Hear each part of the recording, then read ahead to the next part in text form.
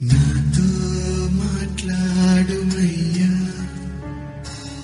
నన్ను దర్శించుమయ్యా. మన ప్రభువైన రక్షకుడైన యేసుక్రీస్తు పరిశుద్ధ నామములో మీ అందరికీ శుభములు తెలియచేయుచున్నాం. మీరందరూ ప్రభు యొక్క కృపను బట్టి క్షేమముగా ఉన్నారని ఆశిస్తూ ఉన్నాం. ఈరోజు బలపరిచే వాక్యము మత్తయి సువార్త 14వ అధ్యాయము 27వ వచనము. వెంటనే యేసు ధైర్యం తెచ్చుకొనుడి, నేనే, భయపడకుడని వారితో చెప్పగా, యేసుక్రీస్తు ప్రభువారు ధైర్యాన్ని తెలియజేస్తున్న విషయాన్ని, తన శిష్యులకు భయపడద్దని తెలియజేస్తున్న విషయాన్ని ఈ రోజున మనము జ్ఞాపకం చేసుకుంటూ ఉన్నాం. యేసుక్రీస్తు ప్రభువారు అద్భుతాలు, ఆశ్చర్యకార్యాలు జరిగించే దేవుడు. ఆయన మానవుని యొక్క భయాలను ఎరిగినవాడు, మానవుని యొక్క దుఃఖాన్ని ఎరిగినవాడు, మానవుని యొక్క ఒంటరితనాన్ని ఎరిగినవాడు. తన శిష్యులు భయముతో ఉన్నప్పుడు ఆయన వారి యొద్దకు వచ్చిన విషయాన్ని, వారిని ధైర్యపరిచిన విషయాన్ని ఈ రోజున మనము జ్ఞాపకం చేసుకుంటూ ఉన్నాం. యేసుక్రీస్తు ప్రభువారు జనసమూహాలను పంపివేసి శిష్యులతో దోణి ఎక్కి సరస్సు అద్దరికి బయలుదేరి వెళ్ళమని చెప్పాడు. తర్వాత ప్రార్థన చేసుకోవటానికి ఆయన కొండ మీదకి వెళ్ళాడు. సాయంకాలం అయినప్పుడు, అంటే సూర్యాస్తమయము తర్వాత ఆయన అక్కడ ఒంటరిగా ఉన్నాడు. శిష్యులు ప్రయాణమై వెళుతూ ఉన్నారు. వారితో యేసుక్రీస్తు ప్రభువారు లేరు. యేసుక్రీస్తు ప్రభువారు ఒంటరిగా ప్రార్థనలో గడిపినట్లుగా జ్ఞాపకం చేసుకుంటూ ఉన్నాం. అంతలో ఆ దోణి తీరానికి దూరముగా ఉన్నప్పుడు ఎదురుగాలి చెలరేగింది. అలలు ఎగసి దోణిని కొడుచుండగా పెద్ద తుఫాను వారిని ఆవరించి ఉన్నది. అలాంటి పరిస్థితుల్లో వాళ్ళు ఎంతగానో భయపడుతూ ఉన్నారు. ధైర్యాన్ని కోల్పోయిన స్థితిలో ఉన్నారు. ప్రాణాలు పోతాయేమన్నంత భయాన్ని కలిగి వారు ఉన్నట్లుగా మనము జ్ఞాపకం చేసుకుంటూ ఉన్నాం. యేసుక్రీస్తు ప్రభువారు వారి యొక్క స్థితిని ఎరిగి ఉన్నాడు. ఆయన వారి యొద్దకు సముద్రం మీద నడుస్తూ వచ్చినట్లుగా వాక్యము తెలియజేస్తున్నది. ఆయన సముద్రం మీద నడుచుకుంటూ వస్తున్నప్పుడు శిష్యులు భయముతో ఉన్నారు. యేసు ప్రభుని గుర్తుపట్టలేకపోయారు. భూతమని భావించి భయముతో కేకలు వేసినట్లుగా దేవుని యొక్క వాక్యము తెలియజేస్తున్నది. యేసుక్రీస్తు ప్రభువారు వారి భయాన్ని గ్రహించి, నేనే, భయపడకండని చక్కని మాటలు వారికి తెలియజేశాడు. వారికి ధైర్యాన్ని ఇచ్చినట్లుగా దేవుని యొక్క వాక్యము తెలియజేస్తున్నది. యేసు ప్రభువారి యొక్క స్వరాన్ని వారు విన్నారు. వాళ్ళు యేసు ప్రభువారి యొక్క స్వరాన్ని విన్నప్పుడు వారికి ధైర్యం వచ్చినది. ఇది మన సొంత అనుభవానికి ఎంత దగ్గరగా ఉంది. మనం కూడా తుఫాను వంటి పరిస్థితులకు, తల్లడిల్లుతూ నిస్పృహలకు లోనై కలవరపడుతూ భయముతో ఉంటున్నప్పుడు యేసుక్రీస్తు ప్రభువారు దూరముగా ఉన్నట్లుగా అనిపిస్తూ ఉంటుంది. కానీ ఆయన మనకి దూరముగా ఉండడు. ఆయన మన కోసము ఎల్లకాలము ప్రార్థిస్తూనే ఉంటాడు. రాత్రి గాఢమైన చీకటిలో ఆయన అందుబాటులోనే ఉంటాడు. అయినా మనము తరచుగా భయముతో కేకలు వేస్తూ ఉంటాం. అప్పుడు ఆయన ఆదరణ వాక్యాలు వింటాం. మన భయానికి కారణమైన ఆ అలలు ఆయన పాదాల కింద ఉన్నాయని జ్ఞాపకం చేసుకుందాం.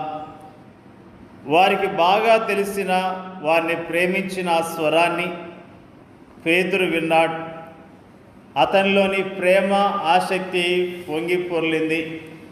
ప్రభువా, నీవే అయితే నీళ్లపై నడిచి నీ యొద్దకు వచ్చుటకు నాకు సెలవీయమని ఆయనను అడిగాడు. పేతురు మాటల్లోని నీవే అయితే అన్న మాటలు పెద్దవి చేసి దాన్ని అతని అల్ప విశ్వాసముగా చూడక ఆయన దగ్గరకు వెళ్ళటానికి సెలవిమ్మని విన్నపంలోని గొప్ప నమ్మకాన్ని మనము చూడాలి. యేసు ఆజ్ఞలు తనలో శక్తిని నింపుతాయని పేతురు విశ్వాసము. ఆయన ఆజ్ఞాపించిన ప్రతి దానికి తగిన శక్తి ఆయన మనకు అనుగ్రహిస్తాడు. యేసుక్రీస్తు ప్రభువారు పేతుర్ని నేల మీద నడుచుకుంటూ రమ్మని పలికినట్లుగా మనము జ్ఞాపకం చేసుకుంటూ ఉన్నాం. పేతురు యేసుక్రీస్తు వారి వైపు చూస్తూ నీటి మీద నడవటం మొదలుపెట్టాడు. యేసు వైపు తన దృష్టిని ఉంచినంతసేపు చక్కగా నడవగలిగాడు. ఎప్పుడైతే తన దృష్టిని ప్రక్కకు మరలించాడో అతని జీవితంలో అవిశ్వాసం కలిగింది. నీటిలో మునిగిపోవటం మొదలుపెట్టాడు. ఆ సమయంలో పేతురు భయముతో ప్రభువా నన్ను రక్షించు అని కేకలు పెట్టాడు. వెంటనే ప్రభు తన చెయ్యి చాచి అతన్ని పట్టుకొని అతని అల్ప విశ్వాసానికి అతన్ని గద్దించాడు. అతని దోణి దగ్గరకు తీసుకుని వచ్చాడు. యేసు దోణిలో అడుగు పెట్టగానే గాలి అణిగిపోయింది.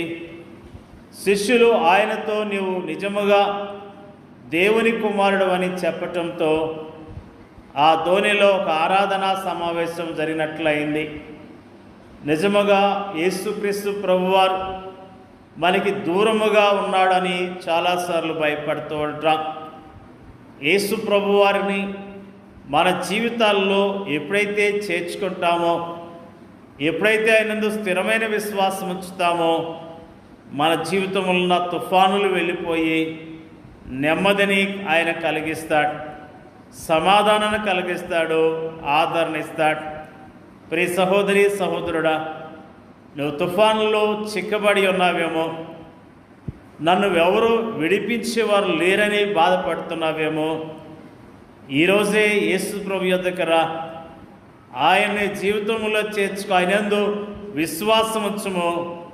ఆయన నీకున్న తుఫాన్లు తొలగించి నీ జీవితంలో నెమ్మది, సంతోషము, సమాధానం ఇవ్వటానికి ఆయన సిద్ధముగా ఉన్నాడు. ప్రభు మీద ఆధారపడదాం. ప్రభు యందు విశ్వాసం ఉంచుదాం. ప్రభు నామములో మనకున్న తుఫానుల నుండి విడిపించబడి దేవుని కొరకు జీవిద్దాం. దేవుడి యొక్క వాక్యాన్ని దీవించునుగాక. పరిశుద్ధులైన మా తండ్రి, నీకు వందనాలు, స్తోత్రాలు. ప్రభువా, నీవు ప్రేమించే ప్రజలను విడిచిపెట్టే దేవుడు కాదన్న విషయాన్ని మాకు తేటగా తెలియజేసిన విధానం బట్టి నీకు వందనాలు తెలియజేస్తూ ఉన్నా. ప్రభువా, శిష్యులు ఆ తుఫానులో చిక్కుకున్నప్పుడు ప్రభువా మీరు అక్కడికి వచ్చి వారికి ధైర్యాన్ని ఇచ్చిన విషయాన్ని మాకు తేటగా జ్ఞాపకం చేసినందుకు నీకు వందనాలు. వారికి ధైర్యాన్ని ఇచ్చావు, వారికి నెమ్మదినిచ్చావు, వారికి సంతోషాన్ని ఇచ్చావు, వారికి కాపుదలు ఇచ్చిన విషయాన్ని బట్టి నీకు వందనాలు తెలియజేస్తూ ఉన్నాం.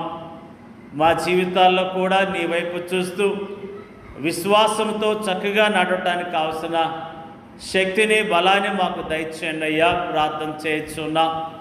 వాక్యం వింటున్న వారందరినీ జ్ఞాపకం చేసుకోండి. వారి కుటుంబాలను దీవించండి. వారికి ఉన్న అవసరాలు మీరు తెచ్చండి అయ్యా.